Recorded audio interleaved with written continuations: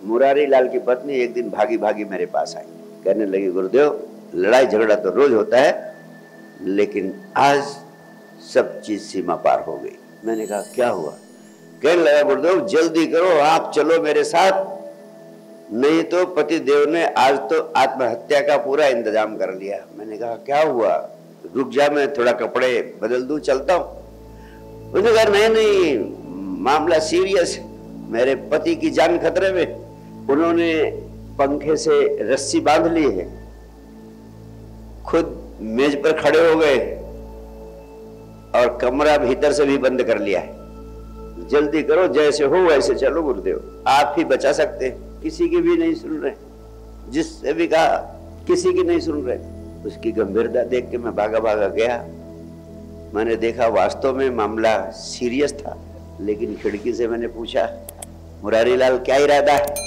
उसने कहा गुरुदेव आज आप हस्तक्षेप नहीं करेंगे, मैंने अपने को खत्म करने का फैसला कर लिया है। मैंने कहा अगर तुमने फैसला कर ही लिया है तो ये तू क्या कर रहा है? तुमने फांसी की रस्सी तो कमर में बांध रखी है, गले में बांध ले। अगर मरना ही है तो फांसी की रस्सी गले में बांधनी होगी, कमर में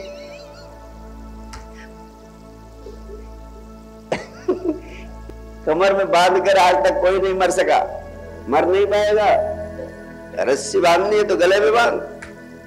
उसने कहा गुरुदेव पहले गले में ही बांधी थी, बड़ी बेचैनी महसूस हो रही थी। यानी मरना भी चाहते हो लेकिन बेचैनी से डरते हो, आधा इधर आधा उधर। अगर हर कृत्य को पूर्णता से करने की आदत डाल लो तो तुम्हें हर कृत्य को करने के बाद तुरंत मुक्ति का बोध होगा। उसे ही अध्यात्म के वैज्ञानिकों ने मुक्ति और मोक्ष कहा है। इस जीवन में ही मुक्ति और मोक्ष को प्राप्त किया जा सकता है। मरने के बाद किसी मुक्ति मोक्ष की कल्पना मत करना कि वो मिलेगा। जो इस जीवन में मिल जाता है वही मिल जाता है, और वो आपकी आत्मा के साथ हमेशा हमेशा के लिए शाश्वत बना रहता है। अभी मुक्ति का आनंद ले लो। मुझे सुन रहे हो तो पूरा पूरा सुन लो, आधा अधूरा सुनोगे तो अभी लगा रहेगा कि चलो अगले शिविर में सुन लेंगे, यहीं से लगा रहेगा कि चलो बाकी अगले शिविर में सुन लेंगे। अब अगले शिविर में जरूरी नहीं कि यही चीज मिले आपको। मेरा भी तो कुछ निश्चित नहीं रहता कब क्या चलेगा कब क्या नहीं चलेगा।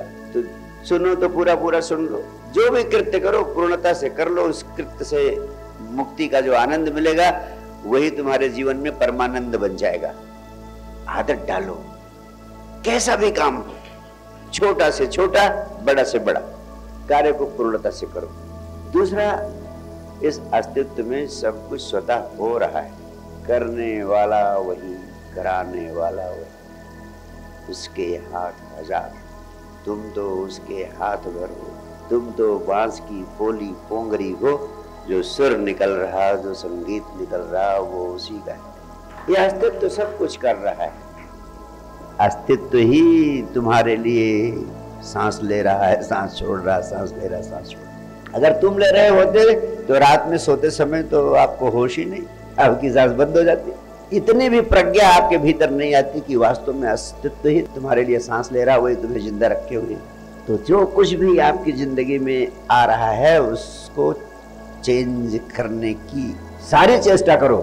वो तुम्हारा मनुष्य होने के नाते तुम्हें स्वतंत्रता मिली है, फ्रीडम ऑफ विल, और तुम्हें हाथ पैर दिए परमात्मा ने करने के लिए। करो, लेकिन करते हुए अकर्ता का भाव रखो कि करने वाला वही है, मुझसे करा रहा है जो वो मैं कर रहा हूं।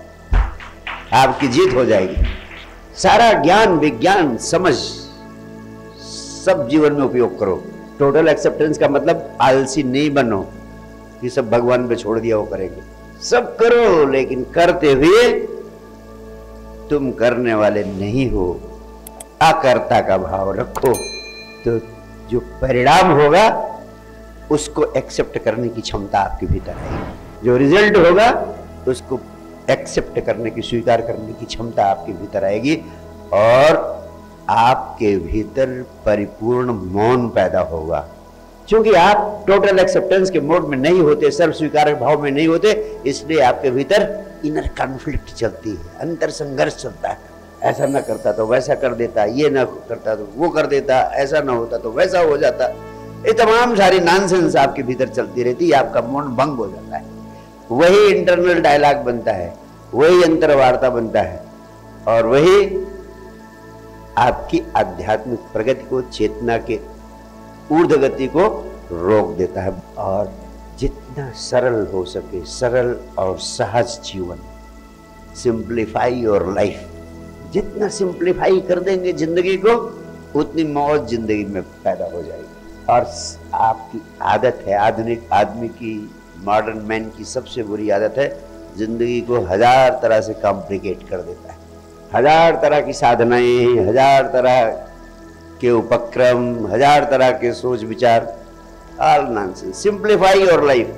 जितने संबुद्ध पुरुष इस पृथ्वी पर हुए हैं, उन सब का जीवन मैंने बहुत गहरे में देखा, गौर से एक एक का अध्ययन किया।